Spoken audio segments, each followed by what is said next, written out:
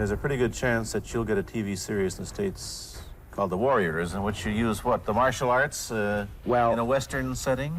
That was the original idea.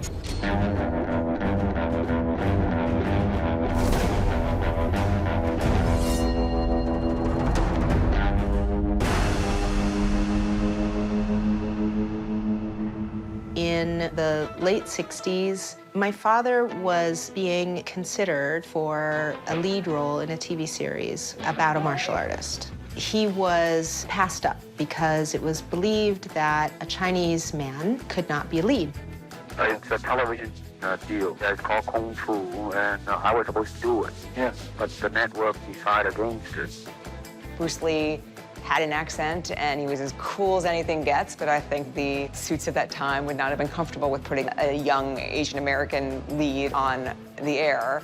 Business-wise, it's a risk. And I don't blame them, I mean, in the same way, it's like in Hong Kong, if a foreigner come and became a star, if I were the man with the money, I probably would have my own worry of whether or not the acceptance would be there. And so he decided to write his own show.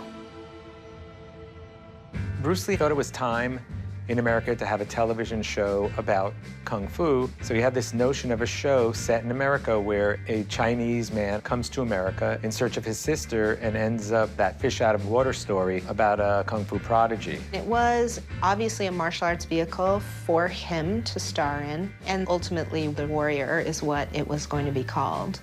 Let me ask you, however, about the problems that you face as a Chinese hero in an American series. Have people come up in the industry and said, well, we don't know how the audience are going to take a non-American? Such question has been raised. In fact, it is being discussed, and that is why The Warrior is not going to be on. It was a big disappointment for him. He was sort of struggling to be accepted in Hollywood and to be able to make that mark that he really wanted to make. You look at all the television series, I mean, all of them are gimmicks, that's shallowly treated. It's all fast money. I had heard the urban myth that Bruce Lee had an idea of doing a Western, and that always kind of stuck with me. This treatment and the fact that my father had written this show was always sort of part of the Bruce Lee lore, and people who know a bit about Bruce Lee have heard about this, and Justin was definitely one of those people. And we got together, I showed him the drafts of the treatment and the drawings and all those things. It was amazing to kind of have experience and heard of the myth, but finally had the typed papers in my hand.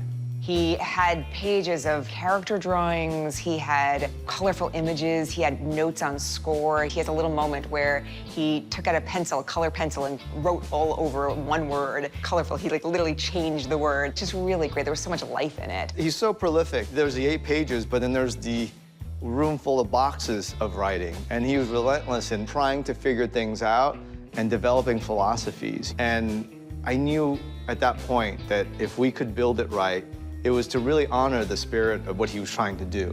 As a person, one thing that I have definitely learned in my life is a life of self-examination and self-peeling of myself bit by bit, day by day.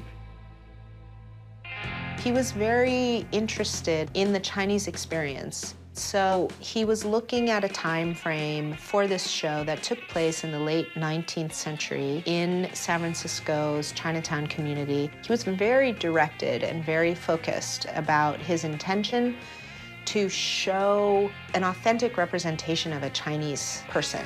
At the time when he was writing it, those ideas were so ahead of its time. And I think we wanted to kind of celebrate and embrace that. Things of Chinese will be quite interesting for the next few years. I mean, not that I'm politically, inclining toward anything. No, I understand that. I'm just wondering. But I mean, once the opening of China, I mean, that it will bring more understanding. Yeah. More things that are, hey, like different, and maybe in the contrast of comparison, some new thing might grow. So therefore, I mean, it's a very rich period to be in. Though it's like 40 years later, we wanted to make sure the spirit of what he was doing was captured and that the process also kind of mirrors what he was trying to do.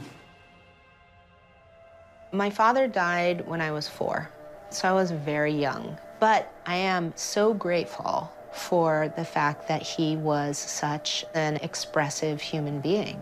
I have all of these writings and interviews and footage and things that really give me a glimpse into who he was as a human being, what his process was, what he thought, what he believed. I'm so thrilled to see this show come to fruition, and to be able to honor my father and his legacy in this way is more meaningful than there are words to say.